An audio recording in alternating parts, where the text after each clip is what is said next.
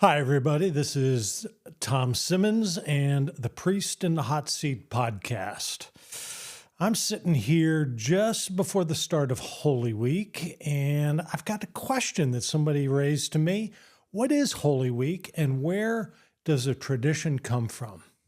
I think I'd like to answer the second question as a lead into the first. The tradition comes from the 4th century. Back when Emperor Constantine was converted to Christ in the 314, within a couple decades, he began excavating in Jerusalem, probably in the year 325, 326. His goal was to locate and uncover the site of Jesus' crucifixion and burial, because he wanted to build a monumental church there, which became what we know as now the Church of the Holy Sepulchre.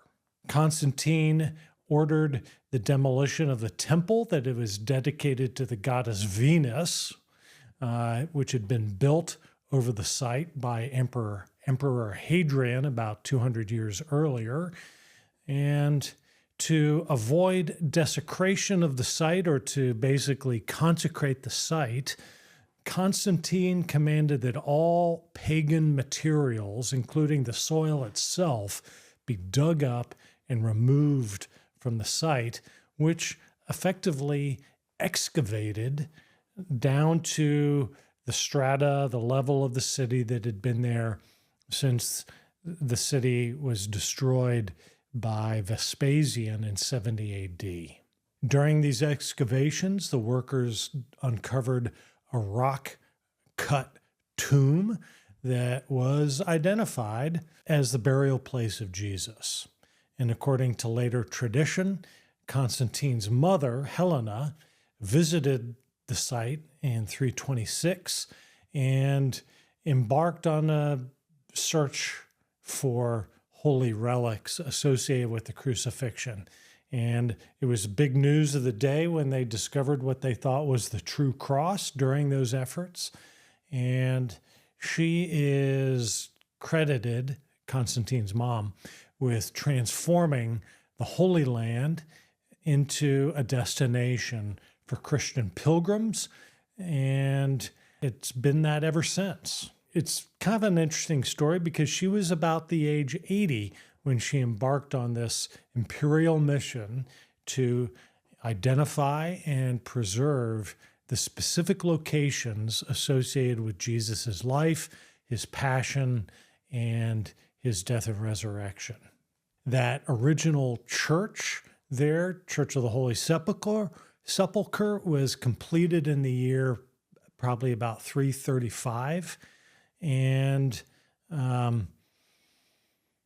it became a major site for pilgrim journeys. And it was matched by a church built over on the Mount of Olives, a site associated with the point of Jesus' ascension. And these two churches basically flanked the Holy Mount, which is where the temple had been until it was destroyed in 70 A.D. Now, Cyril of Jerusalem was a native of that ancient city, and he became the bishop of Jerusalem. He was bishop for 38 years. And as a boy, Cyril, in his catechetical lecture, recalls witnessing those excavations as a 10-year-old boy. 20 years later, in his 30s, he became the Bishop of Jerusalem, served in that role for decades, and he developed the practices of pilgrimage that we associate with that city, walking in the footsteps of Jesus during Holy Week, visiting the sites associated with his passion, what we now call the Via Dolorosa. And over the decades of his episcopate and beyond, pilgrims from all over the world came to Jerusalem in this imperial era when it was no longer illegal to be a Christian. You could build churches, you could be open about your faith. And The practices associated with those pilgrims continue with us today in the observance of Holy Week. You can consider Holy Week as like a virtual tour in which we join Jerusalem, join Jesus in Jerusalem. We follow in his footsteps. Of course, Jesus said that he wants his disciples to take up our cross and follow him.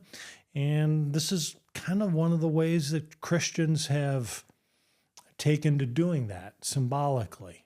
Folks, if you like the Priest in the Hot Seat podcast, I ask you to do two things. One, send it to a friend, because that's how these things go viral. And two is, if you have a question that you'd like me to try to answer, then put it in the comment section below. Thanks, and I'm really glad to have you here. You know, it brings to mind that popular Negro spiritual in which that Johnny Cash did, probably most popularly, Johnny and June Carter, where they say, "Were you there when they crucified my Lord? Sometimes it causes me to tremble, tremble, tremble." Yeah, sorry. Sorry for inflicting my musical talent on you. But the question remains, were you there? And that's the idea, I think, behind Holy Week observance, so that we can say we were there, we are there. When Jesus came into the city on Palm Sunday, part of a huge crowd that greeted his arrival, as he rode in on a donkey, as the prophet predicted. That's how the king would come to Jerusalem. And so we join that great throng, welcoming the good king that we've all been waiting for, laying their jackets, their cloaks, their palm fronds in the road in front of him. We join there with our palm branches. We walk the route around Jerusalem.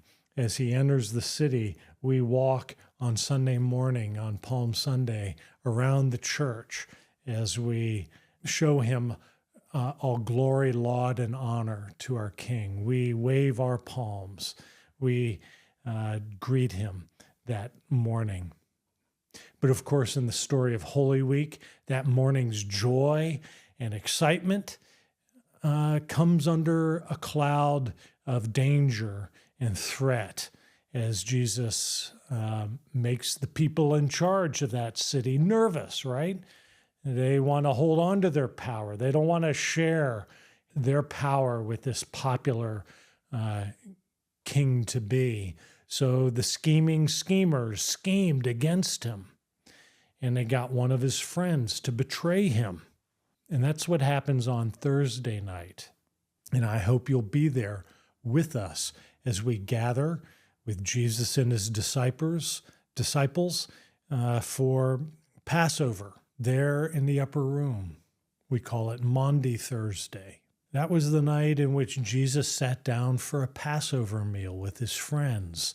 And the way he did it became the way Christians observe the Last Supper, the Eucharist, every week. It was, of course, the Jewish Passover, except at this Passover, instead of a sacrificial lamb, Jesus on the next day is going to give himself as a sacrifice to atone for the lies that we tell, the mean things that we do, to atone on the cross for our sin. So we say, yes, we were there at the stripping of the altar, at the all-night prayer vigil that the people of St. Peter's will gather to do, keeping watch all night, one after the other, a half an hour at a time, through the prayer vigil that the disciples slept through with Jesus in the Garden of Gethsemane. Of course, Judas left that meal, the Passover meal, the Last Supper, to go to the soldiers so that they could capture Jesus later in the night in the Garden of Gethsemane. And so on Good Friday, we come to Jesus' passion. Jesus was accused by the authorities. He was abandoned by his friends. He was abused by the soldiers. He was rejected by the crowds. He was crucified by the Romans. Jesus said, if you want to be my disciple, you have to take up your cross and follow. And so we are there on Good Friday, following Jesus step by step in the stations of the cross. We're going to do it at noon and 7 p.m., tracing Jesus' path from his trial to the tomb.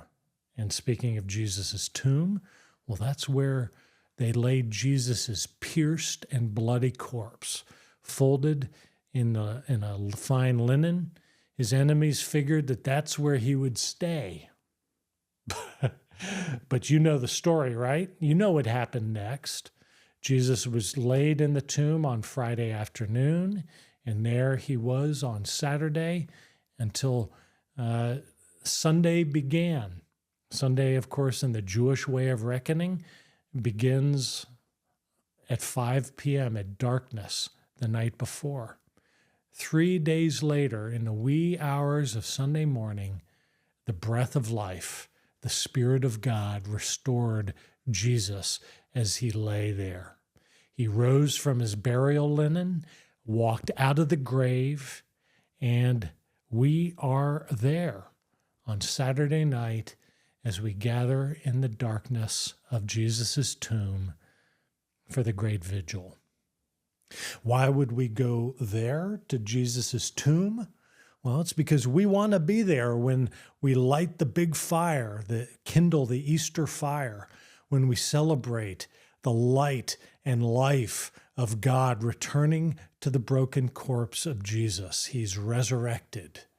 And following that service, well, let's just say during that service, we're going to have a baptism. And following that service, we're going to have a party of champagne and fancy desserts. It's the first party of the new creation. And the celebration, of course, continues at sunrise at the pond on Trillium Farm, and then at 9:30 with our Easter morning celebrations.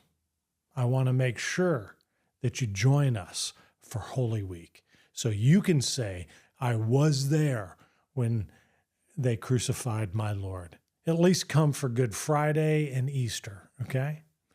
So in this way, we continue the observance that began 1,700 years ago as they cleared those holy sites in Jerusalem. As pilgrims came for decade after decade, they participated in the Via Dolorosa. They were there at the sites of Jesus' passion. And when they returned home, they brought it with them, and it spread to the whole church in the centuries since. So when they say, were you there? We can say, yes, I am. I'll see you in Holy Week. Now, if you like this episode, hit like, subscribe, and that notification bell so that you know the next time we drop a Priest in the Hot Seat episode. And help us make this thing go viral by sending it to your friends. Thanks, and God bless you.